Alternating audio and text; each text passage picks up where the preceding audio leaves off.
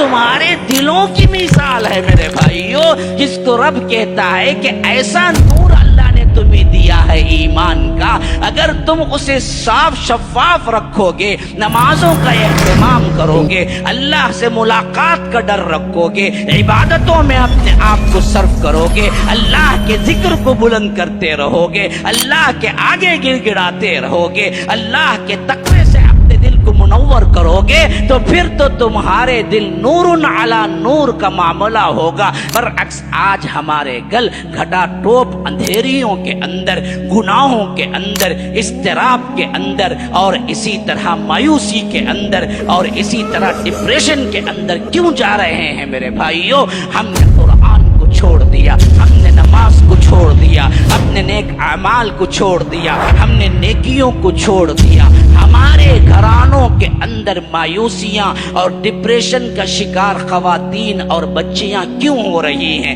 ہم معنوں پہ غور نہیں کرتے۔ رب کے کلام کو مضبوطی سے پکڑ لیے تو پھر دنیا میں تمہارے لیے کوئی مسئلہ نہیں رہے گا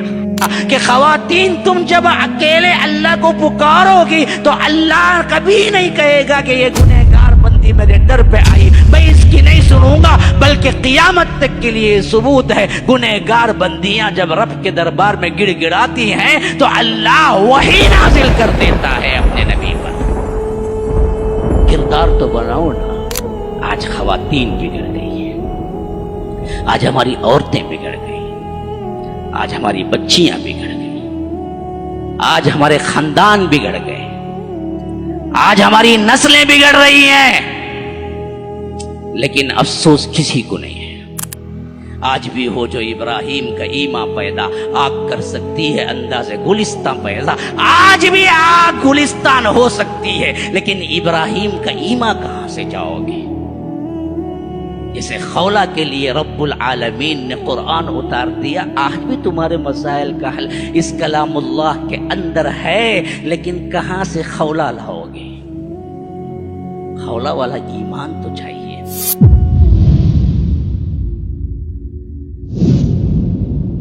مومنوں کے دلوں کی مثال ہے،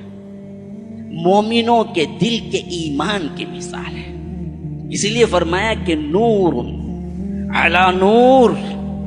اس کے اندر اللہ نے ایسا ایک ایمان رکھا ہے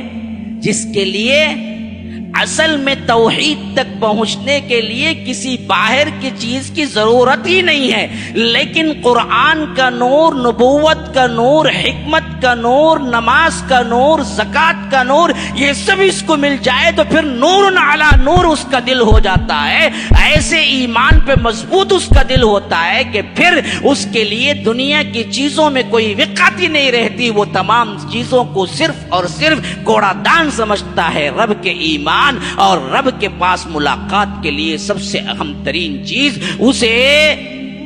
اپنے لحاظ سے اللہ کی ملاقات لگتی ہے، اس کے علاوہ کچھ نہیں ہوتا۔ یہ اہل ایمان کے دل کی مثال ہے میرے بھائیوں۔ یہ مثال ہم اپنے بچوں کو دے کے سمجھائیں کہ بیٹیوں، بچیوں، اور اسی طرح خواتین، حضرات، نوجوان، ان سب کو بھی میں کہہ کے سمجھاتا ہوں، یہ تمہارے دلوں کی مثال ہے میرے بھائیوں، جس کو رب کہتا ہے کہ ایسا نور اللہ نے تمہیں دیا ہے ایمان کا، اگر تم اسے صاف شفاف رکھو گے، نمازوں کا اہتمام کرو گے، اللہ سے ملاقات کا ڈر رکھو گے، عبادتوں میں اپنے آپ کو صرف کرو گے، اللہ کے ذکر کو بلند کرتے رہو گے، اللہ کے آگے گر گڑاتے رہو گے، اللہ کے تقوی سے اپنے دل کو منور کرو گے، تو پھر تو تمہارے دل نور علی نور کا معاملہ ہوگا۔ نہ تمہیں پریشانی ہوگی، نہ تمہیں اضطراب ہوگا، نہ تمہیں ڈپریشن ہوگا، نہ تمہارے اعتبار سے مایوسی ہوگی، نہ تمہارے لیے اللہ تبارک و تعالی کی نافرمانی آسان ہوگی،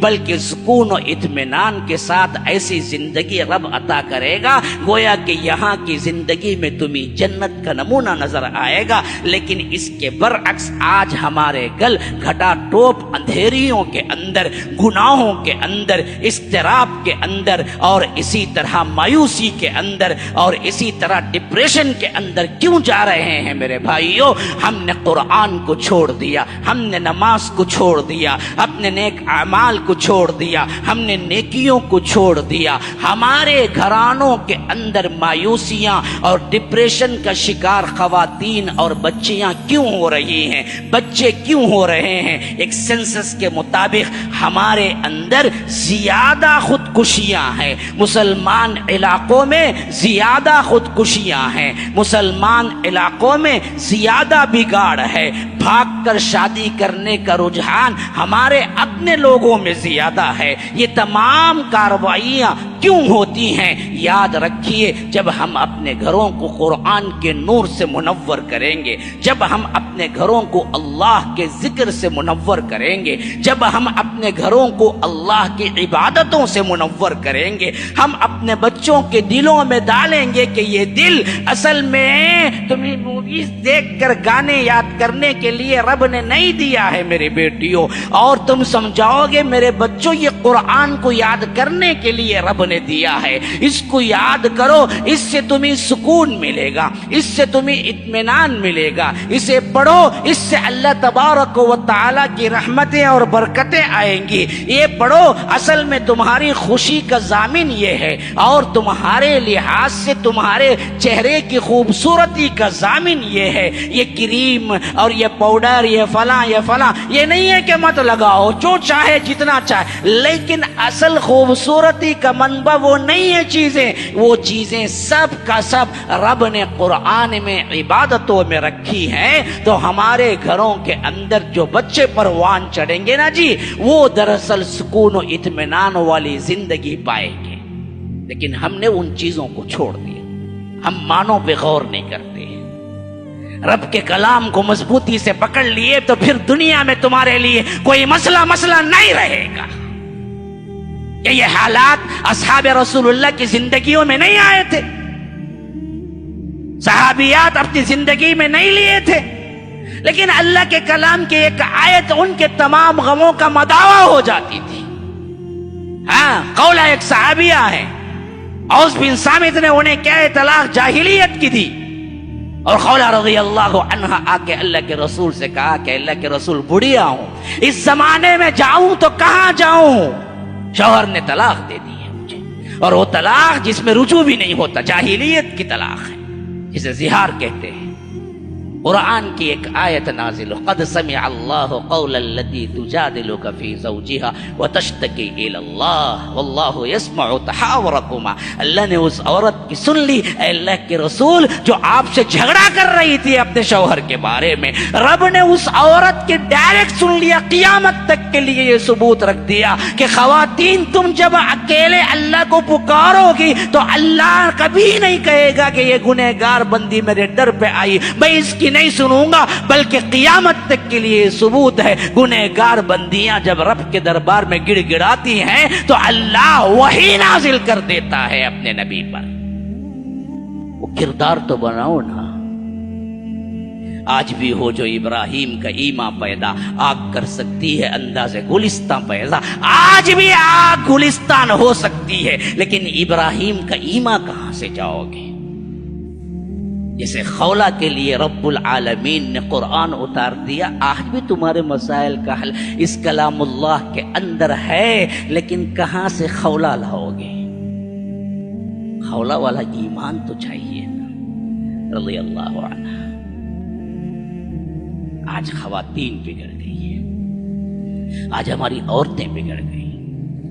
آج ہماری بچیاں بگڑ گئی، آج ہمارے خاندان بگڑ گئے، آج ہماری نسلیں بگڑ رہی ہیں، لیکن افسوس کسی کو نہیں ہے۔ سب اپنی زندگیوں میں مست، کہ رات دن کا چند پیسہ کمانا، جمانا، گھر دار، سونا چاندی، میک اپ، فلاں شادی، بس یہ زندگی بنا لو، گویا کہ ایسے بنا رہے ہیں کہ جیسے مرنا ہی نہیں ہے، کسی کو چھوڑ کے جانا ہی نہیں ہے۔